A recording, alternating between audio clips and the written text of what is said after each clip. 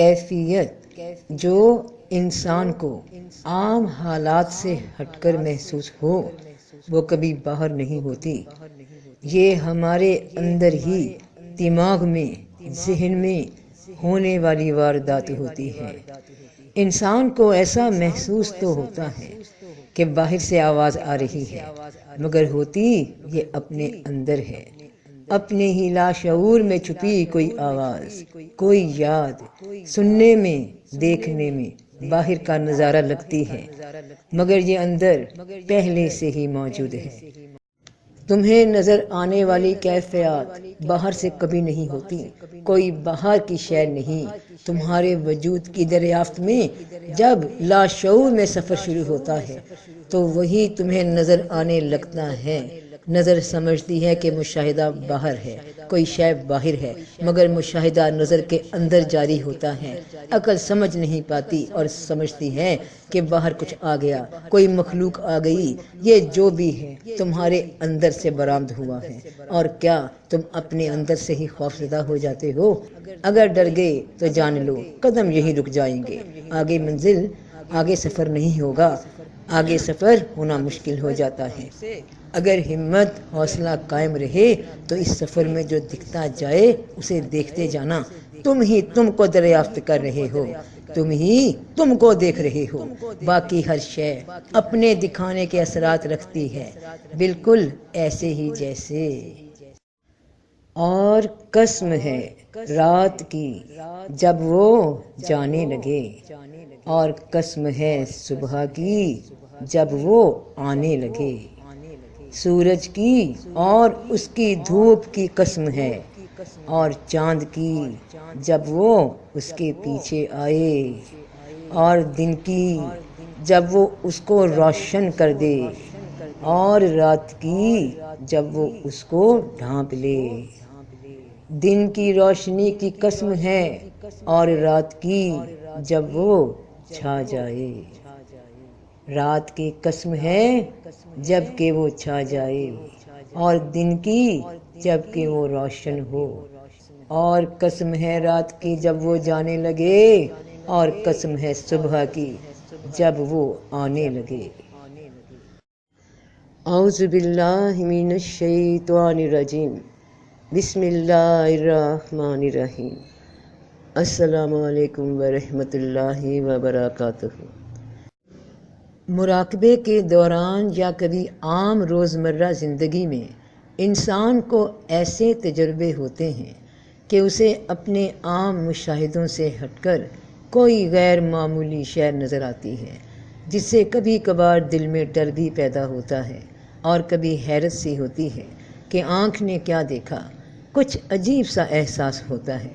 انسان بھی وہی ہوتا ہے اور مقام بھی وہی ہوتا ہے جہاں وہ ہر روز موجود ہوتا ہے، مگر دکھنے والی شے کہاں سے آئی جو پہلے کبھی نہ دیکھی؟ تو ذہن سوچنے لگتا ہے کہ شاید کوئی غیر انسانی مخلوق ہے، کوئی سایہ ہے، کوئی چھلاوا ہے، کوئی آسیب ہے، کوئی جن ہے جو اچانک آنکھوں کے سامنے آ گیا تو دل ڈر گیا، اور پھر وہ شے یا نظر غائب ہو گئی۔ کیونکہ غائب ہوئی؟ کیونکہ آنکھ جو کچھ دیر پہلے دیکھ رہی تھی اس کی توجہ دیکھنے پہ تھی۔ اسی دھیان کو دیکھنے کے دوران اچانک کچھ اور نظر آ گیا آنکھوں کے سامنے جو آس پاس پہلے موجود نہ تھا۔ اگر رات کا وقت ہو، مراقبے کے دوران یا آنکھ کھل جانے کے دوران ایسا کچھ نظر آیا تو ایک دم انسان حواس باختہ ہو جاتا ہے، خوف جگہ لے لیتا ہے مشاہدے کی، اور پھر اسی خوف کے نتیجے میں جو نظر آتا ہے وہ اپنے خیال کے مطابق اس کا کوئی نام رکھ دیتا ہے کہ جن تھا، کوئی شے میرے پیچھے پڑ گئی، مجھے کوئی سایہ ہو گیا، میں کوئی ورد کر رہا تھا، میں کوئی وظیفہ کر رہا تھا، کسی کی اجازت نہیں لی تھی۔ لوگ کہتے ہیں کہ اجازت لینی چاہیے تو پھر حفاظت رہتی ہے، اپنے ارد گرد کوئی حصار باندھ لینا چاہیے تو پھر حفاظت رہتی ہے۔ اس بات کی وضاحت میں آگے بڑھنے سے پہلے ذرا ایک بار سوچنا کہ اجازت کس کی لینی ہے۔ کیا جو شے نظر آئی وہ اجازت دینے والے کی ملکیت تھی جس سے تم اجازت لینا چاہ رہے ہو، یا تمہاری اپنی آنکھ کی نگاہ کی نظر کا مشاہدہ تھا؟ اور اجازت کیا اپنے جیسے ہی بندے سے لینی ہوتی ہے؟ تمہارے پاس ایسی کون سی قوتیں ہیں جو تم سے پوچھ کر مجھے دیکھنے آئیں گی یا انہیں میں دیکھ لوں گی کہ تم نے انہیں میرے پاس بھیجا، یا میں ان کو دیکھ کر تمہیں بتاؤں گی کہ میں نے یہ دیکھا، اب تم نے دکھایا ہے مجھے۔ یہ سب فرسودہ، بیکار اور بے علمی کی باتیں ہیں۔ انسان جو بھی دیکھتا ہے، جو بھی محسوس کرتا ہے، جو بھی کیفیت پاتا ہے، اس کے پیچھے کیا لاجک ہے، آج اس پہ بات ہوگی۔ اور برسوں کے جو دماغوں پہ ڈالے گئے انکشافات ہیں وہ دماغ سے زنگ کی طرح اتر جائیں گے انشاءاللہ۔ اتنا یاد رکھو کہ کوئی نہیں جانتا کہ تمہیں کیا مشاہدہ ہونے والا ہے سوائے تمہارے رب پاک کے۔ کوئی مرشد تمہیں یہ نہیں بتا سکتا کہ تم آج رات خواب میں کیا دیکھنے والے ہو۔ عامل یہ نہیں بتا سکتا کہ آج مراقبے میں تمہیں کیا نظر آنے والا ہے۔ سب بیسک بات جانتے ہیں، وہی باتیں کہ یہ لطائف ہیں، ان کے رنگ ہیں، ان کے اثرات ہیں، یہاں تک سب جانتے ہیں، مگر ان اثرات سے کیفیات کیا پیدا ہوں گی، کیسے دکھیں گی اور کب دکھیں گی، کس کو دکھیں گی، کوئی نہیں بتا سکتا۔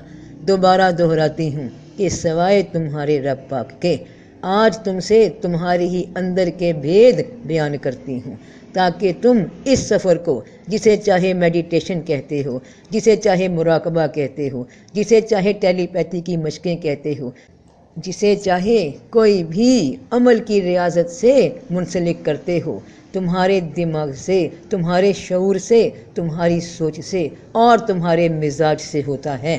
تم سب کو استاد بنا لیتے ہو، یہ نہیں جانتے کہ اس استاد کے پاس بھی تمہارے ہی جیسا اتنے ہی حواس کی قید میں جکڑا دماغ موجود ہے۔ بس جس نے اپنے دماغ کو اچھے سے سمجھ لیا، اس کے کاموں کو، اس کی کارکردگی کو پہچان لیا، اس پہ ذرا ہٹ کر مشاہدے کھلنے لگتے ہیں۔ وہ انسان تم بھی ہو سکتے ہو۔ اللہ نے ہر انسان کو ایک جیسا دماغ دے کر دنیا میں بھیجا ہے۔ یہ انسان پر خود ڈیپینڈ کرتا ہے کہ وہ اپنے عقل و شعور کو کس طرح اور کتنا استعمال کرتا ہے۔ تو انسان خود صرف ایک نظر ہے، خود کا ہی مشاہدہ ہے، خود سے خود کو ہی دیکھتا ہے۔ باہر جو موجود ہے وہ وہی موجود ہے جہاں تھا۔ اور دوسری حقیقت یہ کہ تمہارے ہی جیسی مخلوق، تمہارے ہی جتنی طاقت رکھنے والی مخلوق، تم ایک دوسرے کے ساتھ، ایک دوسرے کے حالات، خوشی یا غم بانٹتے رہتے ہو۔ دوسرے انسان سے پہلے انسان کو تقویت ملتی رہتی ہے۔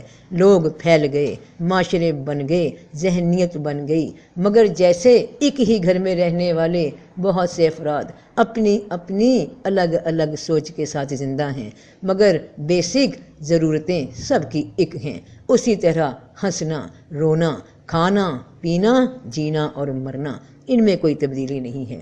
تو انسان کی بیسکس ہیں یہ، اور دنیا کی بیسکس دن، رات، صبح، دوپہر، شام، اور کائنات کی بیسکس چاند، سورج، ستارے، آسمان اور زمین، سب اس سرکل کے اندر گھوم رہا ہے۔ جو بھی تبدیلیاں آتی ہیں وہ انسان کے اپنے ہاتھوں آتی رہتی ہیں، اس لیے دکھتی ہیں کیونکہ سامنے اپنے جیسا ہی ایک وجود موجود ہے جو تمہارے قول و فعل پہ اثر انداز ہوتا ہے۔ کوئی تمہاری ہاں میں ہاں کر دیتا ہے، کوئی تمہاری بات سے انکار کر دیتا ہے۔ حالات ایک ہی جانب بڑھتے جا رہے ہیں، ہر شے اپنے انجام کی جانب سفر کر رہی ہے۔ جو بھی گنتی میں آ گیا وہ فنا ہو گیا۔ عمر گنتی کی سالوں میں ملی، سانسیں گنتی کی ملیں، یہ سب ختم ہو رہی ہیں۔ روز کا دن سانسوں کی میعاد ختم کرتا جا رہا ہے، انسان کی بھی اور کائنات کی بھی۔ ہوائی مخلوقات غیر مرئی ہیں، یہ تب ہی سامنے نظر آتی ہیں جب کسی مادی جسم میں داخل ہوں۔ یہ انسانی شکل میں جب تمہارے سامنے آ جاتی ہیں تو تب ہی تم انہیں دیکھ سکتے ہو۔ میں اس بات کو اس لیے جانتی ہوں اور اس لیے بیان کر رہی ہوں کہ میں نے اپنی آنکھوں سے انسان میں ان کو داخل ہوتے دیکھا ہے، جانوروں میں ان کو داخل ہوتے دیکھا ہے۔ ان کی آواز ضرور آتی ہے مگر یہ تب تک سامنے نہیں دکھ سکتی جب تک کہ کوئی جسم حاصل نہ کر لیں، اور اگر تمہارے حواس اس وقت قابو نہ رہیں جب ان کی کوئی آواز تمہیں سنائی دینے لگے تو پھر ممکن ہے کہ یہ تمہارے جسم میں داخل ہو جائیں، مگر زیادہ دیر نہیں رک سکتی۔ ان کے لیے اس قید میں رہنا ممکن نہیں، اس پنجر میں رہنا ممکن نہیں، اسی طرح جس طرح انسان کو ہوا کے بغیر سانس نہیں آ سکتی، اسی طرح ان کو مادی جسم میں سانس نہیں ملتا جو ان کے جینے کے لیے جس طرح بھی ممکن ہے۔ یہ صرف تمہارے دماغ میں خیال کی طرح آتی ہیں اور چلی جاتی ہیں اور خیال کی طرح ہی چھا جاتی ہیں۔ اب ذرا ان تصویروں پہ غور کرو۔ یہ ایک انسان ہے، اس کے پیچھے موجود گھر ہے اور وقت دن کا ہے۔ اب اسی تصویر کو دوبارہ دیکھو، یہ وہی انسان ہے، اس کے پیچھے وہی گھر موجود ہے، اور فرق صرف اتنا ہے کہ دن کی جگہ اب رات ہو گئی۔ دن کے اپنے اثرات ہوتے ہیں جن کے مطابق لوگ چل رہے ہیں، اور رات کے اپنے اثرات ہوتے ہیں جن کے مطابق لوگ چل رہے ہیں۔ دن رات ہے، دن آتا ہے تو ساتھ یہ کیفیت لاتا ہے کہ اب کام کا وقت ہے، جاگنے کا وقت ہے، چہل پہل ہے، اور دماغ اسی سرکل میں اسی طرح ہمیشہ سے کام کرتا رہا ہے۔ اور رات جب چھا جاتی ہے تو سب کچھ وہی ہوتا ہے، صرف رات کی کیفیت انسان پر اثر انداز ہونے لگتی ہے، نہ صرف انسان پر بلکہ ارد گرد کے ماحول پر بھی، کہ خاموشی چھا جانی چاہیے، اندھیرا ہو جانا چاہیے، نیند آ جانی چاہیے۔ دماغ اسی طرح ٹرینڈ ہیں۔ وہی گھر جو صبح تھا، وہاں باہر اس کی کھڑکی سے جھانکتے ہوئے ڈر نہیں لگ رہا تھا، مگر وہی گھر ہے، وہی تم ہو، مگر رات نے کچھ اثر ڈالا ہے کہ باہر کھڑکی سے جھانکنے میں اب ڈر لگ رہا ہے۔ وہی درخت جو صبح خوبصورت لگ رہے تھے، اب وہی درخت سے خوف آ رہا ہے، اس کے سائے بھیانک لگ رہے ہیں۔ یہ سب ایفیکٹس ہیں نظر کے اور آواز کی خاموشی کے۔ اگر دماغ کو یہ بات سمجھا دی جائے کہ کچھ نہیں بدلا، کمرے میں کسی جگہ پر کسی گھر میں لائٹ آف ہو جانے کی صورت میں کیا کمرے کے در و دیوار بدل جاتے ہیں؟ یہ دنیا جب سے بنی ہے ویسی ہی انہی اصولوں پر موجود ہے، وہی بیسک چیزیں، بارش، زمین، آسمان، بادل، بجلی، پہاڑ، دریا، سمندر، یہ بڑے بیسک سٹرکچر ویسے کے ویسے ہی رواں دواں ہیں۔ چاند، سورج، ستارے سب ویسے ہی گردش میں ہیں۔ تو کیفیات کا تعلق باہر کی زندگی سے نہیں ہے، یہ تعلق ہے تمہارے اندر کی زندگی سے۔ تم جو بھی دیکھتے ہو، جس سے بھی ڈر محسوس کرتے ہو، جو بھی نظارہ کرتے ہو، وہ تم میں ہی موجود ہے، تم میں موجود تھا، تم اسے پہلے سے جانتے ہو۔